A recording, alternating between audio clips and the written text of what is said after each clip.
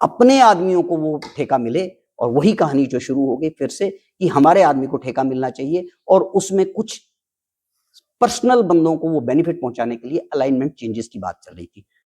Honourable speaker sir, आपने आज बहुत ही महत्वपूर्ण डिपार्टमेंट्स पर मुझे डिमांडेड ग्रांट्स पर बोलने का मौका दिया। सर, मेरे 2 रोड हैं, डिसास्टर खत्म होने के बाद में भी आज तक वो रोड चालू नहीं हुए। एक धार महानपुर का रोड है, एक हट माशका का रोड है। ये पीएमजीएसवाई के रोड हैं। 10-10 करोड़ रुपया परमानेंट रिस्टोरेशन में इन रोडों पे आया हुआ है, लेकिन डिपार्टमेंट की तरफ से जो टेंडर खोलने के बाद में उसको दोबारा रिफ्रेश किया गया और ठेकेदार कोर्ट में चला गया। उस कारण ये देखो आज ना वहां बसें जा रही हैं, ना मेटाडोरें, बच्चों को स्कूल आने में हर चीज में इतनी परेशानी आ रही है, लोग इतना तंग कर रहे हैं जिसकी सीमा नहीं है। मैं कहता हूँ ऑनरेबल डिप्टी सीएम साहब इसमें कोई कड़ा संज्ञान लेके ये दोनों रोड चालू हो हमारे। उसके बाद सर, मेरा एक रोड है जंद्रैली से पिक्कड़ का रोड, इसमें NQM लगी थी 2019 में। ये NQM ने ATR लगाई थी 2019 में। आज तक वो जो ATR क्लियर नहीं हुई है और ना कोई वहां पे काम हुआ है। पूरा रोड जो है, पूरे खड्डे, पूरा नाला बना हुआ है। लोगों को इतनी परेशानी है इस रोड की, जंद्रैली से पिक्कड़ वाले की, कि मैं बता नहीं सकता आपको। इस पे भी आप संज्ञान लिया जाए और ये क्या ATR है, इसको जो भी है इसको क्लियर किया जाए। नमस्कार। आज काफ़ी समय के बाद, जैसा कि मैं पहले भी प्रेस कॉन्फ्रेंस करते रहे हैं हम हमारी पार्टी की ओर से, मैं बतौर ब्लॉक प्रेसिडेंट कांग्रेस आज फिर हमने कुछ नए मुद्दे लेके बात करने के लिए हम यहाँ इकट्ठे हुए हैं। वास्तव में कुछ ऐसे काम हैं जो पिछले रेनफॉल में सड़कें खराब हुई थी, जो दूसरे और काम जो है बिगड़ चुके हैं बसोली के अंदर, वो सारे के सारे पेंडिंग पड़े हैं। उस पर काम नहीं हो रहा है। और इसके लिए हमने कोई फिगर्स भी कलेक्ट किए हैं इलाके में घूम के, जैसा कि धारमान पर और दूसरे हट वाली रोड या दूसरे कनेक्टेड रोड हैं, उनका काम अभी तक शुरू नहीं हो चुका है। तो ये इसके लिए हमने ये प्रेस कॉन्फ्रेंस रखी थी। तो मैंने अपने ब्लॉक डिस्ट्रिक्ट के हमारे ये वाइस प्रेसिडेंट हैं श्री राजदान साहब, इनसे भी निवेदन किया था और इनको भी ब्रीफ किए थे सारे। और मैं चाहता हूं कि आगे जो जितने भी काम पेंडिंग पड़े हैं, जब अधूरे हैं, किस वजह से रुके हुए हैं, कुछ हाई कोर्ट का स्टे है, इस विषय में सारी ब्यौरा जो है मैं राजदान से निवेदन करूंगा। इसकी डिटेल आपके सामने रखेंगे। तो आगे राजदान, जैसे कि अभी मेरे ब्लॉक प्रेसिडेंट साहब ने मुझे हुक्म जारी किया है कि कुछ फैक्ट्स एंड फिगर्स पे हम देख रहे थे कि अभी पीछे नेचुरल जो एक हम जिसको बीजेपी ने बड़ा व्याख्यान से और बहुत प्रचलित कहा जी, त्रासदी है, त्रासदी है, त्रासदी है, और इसमें एक बहुत सी मूवमेंट को लूटने की भी उन्होंने पूरी कोशिश की। और उसके साथ रहते उन्होंने एक लोगों की भावनाओं से, संवेदनाओं से खेला भी, और उसके कुछ फैक्ट्स पे हम भी जुटे हुए थे पिछले 5-6 महीने से। बिकॉज आपको याद होगा कि एक जो भी डिजास्टर आया था वो अगस्त 2025 में आया था, और उसकी अब जाके बहुत से काम जो है नहीं शुरू हुए हैं। उस पे हमारी टीम जो थी ग्राउंड पर ग्राउंड, ऑफिस टू ऑफिस फाइलों को खंगाल रही थी कि कहाँ से क्या दिक्कत रह गई और किन वजहों से जो है बसोली की डेवलपमेंट्स जो हैं वो नहीं हुई। तो मैं आपके माध्यम से हम ये जो फिगर्स हैं वो पूरे हम एटलीस्ट अपनी कॉन्स्टिट्यूएंसी को ये साझा करना हमारी रिस्पॉन्सिबिलिटी बनती है, बीइंग एज ए अपोजिशन हमारा काम भी है। और उस काम को रहते हुए लोगों को सच बताना ये हमारा परम धर्म है और परम कर्तव्य है। 2 चीज़ों पे आज हमने प्रेस कॉन्फ्रेंस रखी हुई है। एक तो बसोली की डेवलपमेंट को लेके, हम बसोली को लेके बात करेंगे कि उसका क्या इम्पैक्ट हम पे पड़ रहा है और क्या पड़ने जाएगा। चीफ इंजीनियर ऑफिस से एक डॉक्यूमेंट निकलता है जिसका डॉक्यूमेंट नंबर है PWD-ACTT/143/2021-05। ये कैपेक्स बजट का एलोकेशन आती है और ये बजट निकलता है 23/10/2025 को। और ये कैपेक्स बजट जो है 204 करोड़ 36 लाख रुपए का कैपेक्स बजट जो होता है वो जम्मू डिवीजन के लिए ब्लॉक किया जाता है। और जम्मू की इसकी सैंक्शन जो जाती है, सैंक्शन इसकी बनती है, ये जा रही है 4/10/2025 को। ये चीफ ऑफिस जम्मू से ये सैंक्शन जाती है 4/10, याद रखिएगा 4 अक्टूबर 2025 को, और इसकी सैंक्शन जो आ जाती है वो 23/10/2025 को, मतलब 20 दिन के भी कम समय में ये सैंक्शन आ जाती है। और अगर 20 दिन के कम समय में आ जाती है तो ग्राउंड वर्क जो है वो आपको मार्केट में दिखना चाहिए था, वो आपको नीचे चलना चाहिए था, और उसके रहते ही फ्लैश फ्लड्स पे ये लिखा हुआ है, kindly refer to the subject and references cited above in the contest. I am directed to convey the authorisation of the department in respect of the PMGSY roads which got damaged due to the heavy rains flash floods during the month of August 2025 for an amount of 204.36 crore under the capex budget of 2025-26 और 2181 PMGSY road. ये सारे roads जो आते हैं ये centre के इसमें रहते हैं। इसमें हमने सेंटर का भी आपने देखा होगा कि सेंटर ने बहुत सी, हमारे MP साहब ने, हमारे बाकी जितने भी विधायक थे, उन्होंने वाह लूटी कि हमें सेंटर से पैसा आ गया, सेंटर से पैसा आ गया। 204 करोड़ का रिलीज होता है। अभी तक तो स्टोरी बहुत अच्छी लग रही है कि रिलीज होता है, और इसके रहते मैं अपने फील्ड स्टाफ, अपने बसोली के डिविजन्स और अपने ऑफिसर्स और की तारीफ भी करूंगा कि इस पूरी फाइल में ये 204 रोड्स हैं, जिसमें बुद्धल, रजौरी, जम्मू, मेंढर, मड़वा, कठुआ, ये सारे डिस्ट्रिक्ट्स का जो जम्मू डिस्ट्रिक्ट्स में आते हैं उनके तहत ये आते हैं। और इसमें आपको एक जान के हैरानगी होगी कि ये टोटल सैंक्शन आती है 204 करोड़ की, और उसमें से बसोली को जो पार्किंग किया जाता है बजट वो 40 करोड़ का किया जाता है। मोटा मोटा 20% of total Jammu budget has been parked for Basohli. और बसोली में ये जो 10 रोडें आती हैं, 10 रोडों की वाहवाही पूरे बीजेपी ने, आपने भी शायद उस टाइम कवर किया था कि सबको बताया गया कि देखो जी इतना पैसा है, इतना पैसा है, जबकि इसमें इनपुट किसी की नहीं थी। इनपुट इसमें सिर्फ फील्ड स्टाफ की थी, मेहनत फील्ड स्टाफ की थी, जिन्होंने ये जायजा लिया और इतना नुकसान सेंटर को भेजा, और सेंटर ने इस पे पैसा भेजा हमें।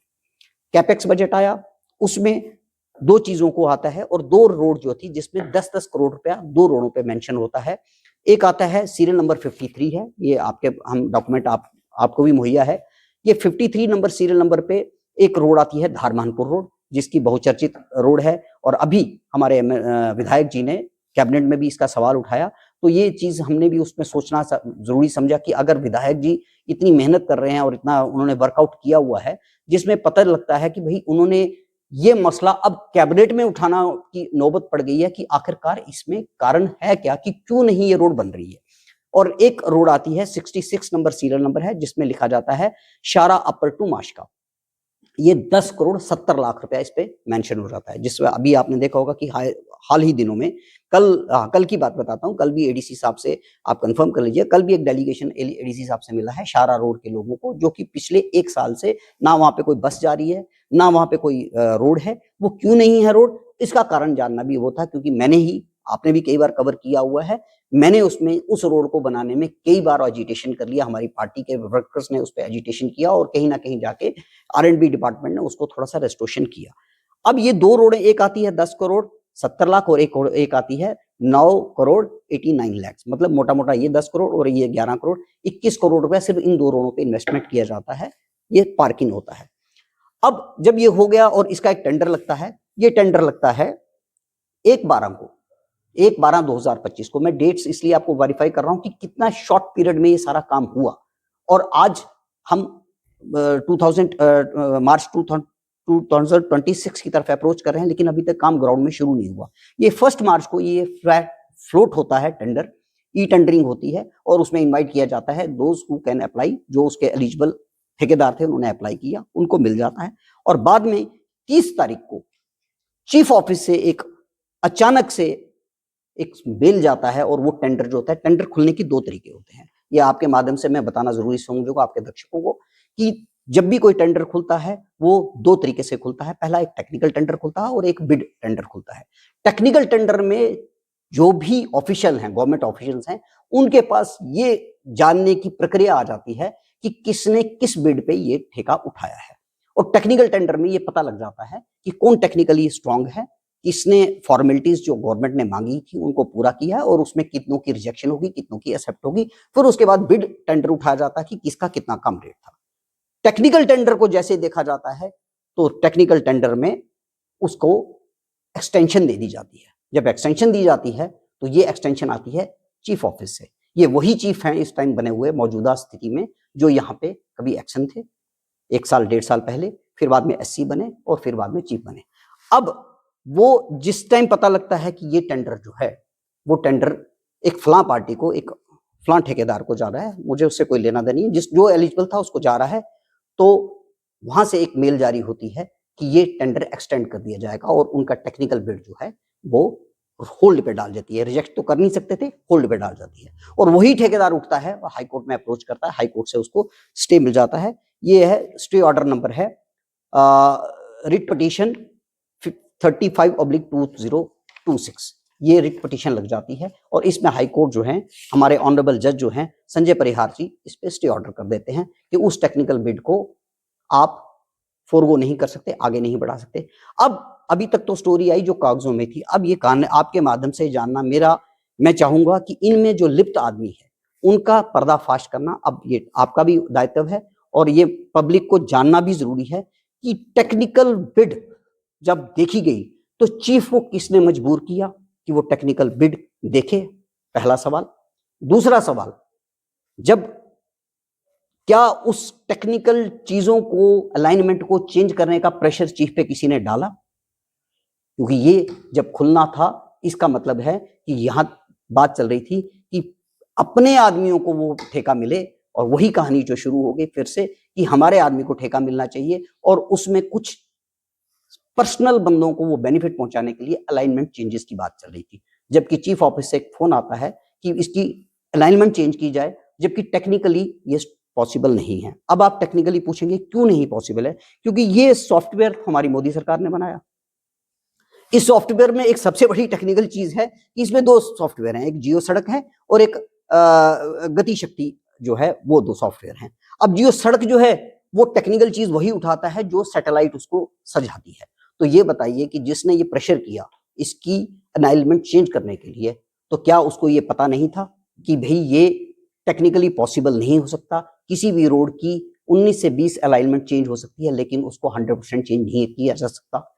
इसी कारण से ये बिड इन्होंने समय से पहले देखी और समय से पहले उसको आगे फोरगो कर दिया। तो दूसरा पॉइंट। फिर तीसरा पॉइंट ये आ जाता है कि जब इसका अर्थवर्क के लिए 1 करोड़ रुपया और पार्क हुआ, 1 करोड़ रुपया पार्क होने के बाद वो 1 करोड़ रुपया अभी भी स्टे ऑन होल्ड चला गया हुआ है।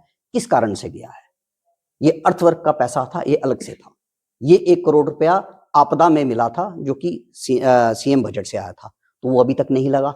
वो भी किस वजह से लगा, उसमें भी यही सेम कहानी आई है कि अब मैं नाम नहीं लूंगा, ये फाइंड करना पब्लिक ने अब पूछना है कि कौन आदमी बार बार अपनी पावर दिखा रहा है और बार बार फोन कर रहा है कि इनकी अलाइनमेंट्स चेंज की जाए, इनको चेंज किया जाए, इन रोडों को बदला जाए, इन रोडों को फलाना को नहीं छोड़ के फलाने को बेनिफिट दिया जाए।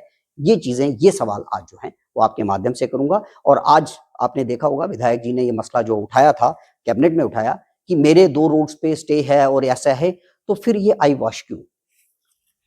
प्रेशर आप बनाएं, अलाइनमेंट चेंज करने के लिए आप कहें, अपने ही बनाए हुए मोदी सरकार द्वारा बनाए हैं सॉफ्टवेयर को चैलेंज आप करें और पेनल्टी कौन भरे? वो पब्लिक। आज हट, माशका, दौन, द्रमन, कशीड़, ये सारी पब्लिक जिसके आप डंका बजा रहे हैं कि ये मेरी पब्लिक है, मैं यहाँ का विधायक हूं, मैं यहाँ से आया हूं, मैं यहाँ का गांव का आदमी हूँ, गाँव में, तो फिर सच क्यों नहीं बोला जा रहा, सच क्यों नहीं बताया जा रहा है कि उनका बेड़ा गर्क जो है वो आप ही करने जा रहे हैं? आप ही लोगों को, आप ही ऑफिसर्स को अपनी पावर दिखा के यूज कर रहे हैं और कह रहे हैं कि ये टेक्निकल चीजें चेंज की जाए। क्यों टेक्निकल चीजें चेंज की जा रही है? क्यों अलाइनमेंट्स के लिए फोर्स किया जा रहा है कि ये अलाइनमेंट चेंज किया? और अगर कोई पार्टी फिर अपना कानून का रास्ता खोलता है, कानून की अपनी प्रतिक्रिया है, अगर वो चला जाता है कोर्ट में, उस पर स्टे लेता है, तो फिर आज आप कैबिनेट में सवाल पूछ रहे हैं कि भाई इसमें स्टे लगा हुआ है, तो स्टे के लिए लगने के हालात किसने पैदा किए? फिर तीसरी बात, एनक्यूएम की बात चल रही है, that is called the national quality management. NQM पे बात कर रहे हो, एनक्यूएम का हमसे क्या लेना देना? NQM is a departmental work. हमें बात करनी है, हमारे पास काम नहीं चल रहा, काम क्यों नहीं चल रहा, रोड क्यों नहीं बन रहा, बिक्कड़ रोड क्यों नहीं बन रहा? एनक्यूएम में अगर आपको फॉल्ट आ रहा है, NQM is a quality management, तो क्वालिटी मैनेजमेंट में आपने किसी और को वेरीफाई करना था, उसका आपने कैबिनेट में सवाल उठाने का मतलब नहीं था। अगर एटीआर नहीं उठ रही तो एटीआर इज कंसर्न्ड, नॉट कि NQM. NQM is not your prerogative. NQM में आपका कोई लेना देना नहीं। एनक्यूएम में इज अ डिपार्टमेंटल वर्क, आप एनक्यूएम की बातें बता रहे हैं वहां पे, तो ये दूसरा सवाल हमारा खड़ा हो जाता है। अब आ जाता हूं मैं चाहूंगा कि ये क्लैरिटी कैबिनेट में हवाई लूटने के लिए, और लोगों ने, मैंने देखा कि सोशल मीडिया पे हमारे अंध भक्तों ने इसको बहुत शेयर किया कि देखो जी एमएलए साहब ने हमारा कितना ख्याल रखा। और शारा, अब मैं चाहता हूं कि शारा वालों को ये बताया जाए, हट वालों को ये बताया जाए, कशीड़ वालों को ये बताया जाए, दोन वालों को, दरमन वालों को, सेबरा वालों को ये बताया जाए कि ये नालायकी हमारे ही द्वारा की गई है।